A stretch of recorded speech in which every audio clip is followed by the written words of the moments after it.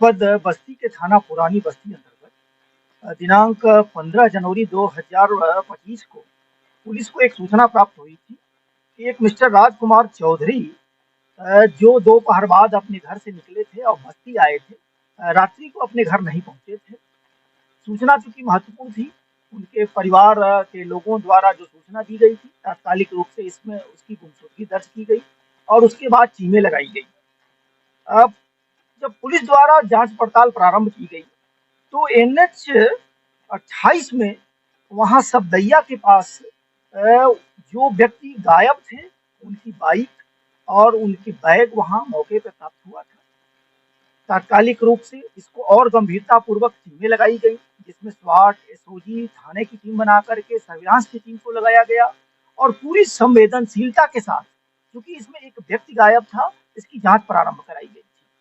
इस प्रकरण में क्योंकि उनकी परिवार की पीड़ा को लेकर के कुछ सामाजिक लोग भी आए,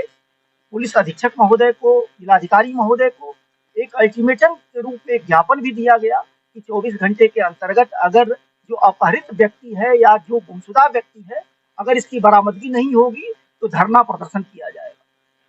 पुलिस द्वारा पूरी संवेदनशीलता के साथ जांच करने के बाद कुछ लोगों द्वारा ये अवगत कराया गया था कि यह व्यक्ति जो ट्रेडिंग का कार्य करता था और विगत लगभग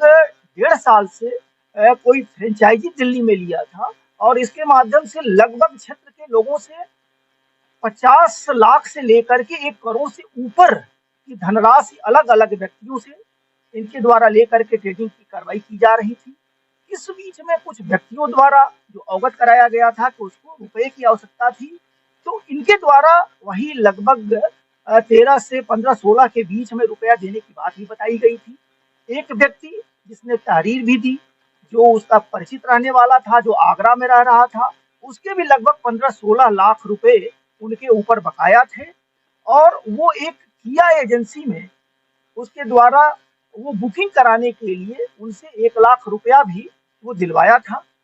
इसके बाद आरटीजीएस के तहत वो बाकी के धनराशि इनको देना था। कुल मिलाकर के जो मिस्टर राजकुमार चौधरी जी थे, इनसे लोगों द्वारा जब पैसा मांगा जा रहा था तो इनके दिमाग में जो बात आई, जो इन्होंने पूछताछ के दौरान बताया कि यदि हम अपने अपहरण की सूचना प्रसारित कर देंगे और गायब हो जाएंगे और इस समय पुलिस और प्रशासन के लोग उलझेंगे और इसके साथ साथ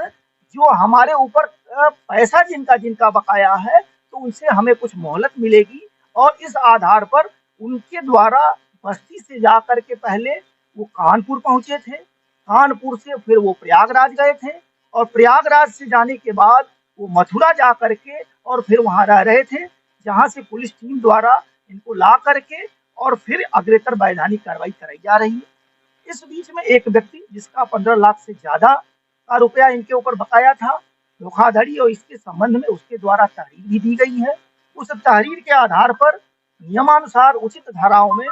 थाना पुरानी बस्ती अंतर्गत अभियोग का पंजीकरण भी कराया गया है। इनके जो अकाउंट्स नंबर वगैरह मिले हैं, इसकी भी खोजबीन कराई जा रही है। अकाउंट नंबर में चूंकि एक लंबा अमाउंट जो अभी वर्तमान समय पे चूंकि जांच के स्तर पे अभी कहा जाना उचित नहीं होगा, लेकिन इतना कहा जा सकता है कि करोड़ों रुपए का उसमें लेन देन का वो हुआ है। संपूर्ण प्रकरणों में हम विचारण कर रहे हैं, उसको दिखवाया जा रहा है और ये जो सातिर व्यक्ति जो एक तरीके से नटवर लाल टाइप का था, जनपद बस्ती पुलिस को पकड़ने में सफलता हासिल हुई है और वैधानिक कार्रवाई कराई जा रही है। देखिए, अभी तो चूंकि आपके माध्यम से जब ये सूचनाएं प्रसारित होंगी कि कोई नटवर लाल को जनपद बस्ती पुलिस द्वारा इस तरीके से खुद उसके द्वारा जो जाल बनाया गया था उसके माध्यम से अरेस्ट किया गया है, तो अभी और भी ढेर सारे लोग निकल के सामने आएंगे। अभी जो लोग निकल के सामने आए हैं उसमें कई लोग आए हैं जिससे लगभग 50 लाख के आसपास लोगों का पैसा जो प्रिंसिपल अमाउंट है लिए जाने की पुष्टि हो रही है और बाकी चीजें अभी जांच के द्वारा क्लियर हो। आपके माध्यम से जनपद बस्ती ही नहीं बल्कि संपूर्ण इंडियंस से मेरी यही गुजारिश है कि कोई भी रुपया कहीं इन्वेस्ट करने से पहले ये अवश्य देखें, किसी उसका शिकार न बने, क्योंकि इन्वेस्टमेंट से पहले ढेर सारे लोग अपने अपने स्तर से लालच देते हैं, कई लोग रेट ऑफ इंटरेस्ट ज्यादा होने की बात करते हैं, कई लोग कम समय में डेढ़ा दुगना करने की बात करते हैं। इनके उसमें न आए, बल्कि जो उचित रूप से इन्वेस्टमेंट के जो तरीके हैं, एजेंसियां हैं, उसमें ही अपना इन्वेस्ट करें और अपनी गाढ़ी कमाई को न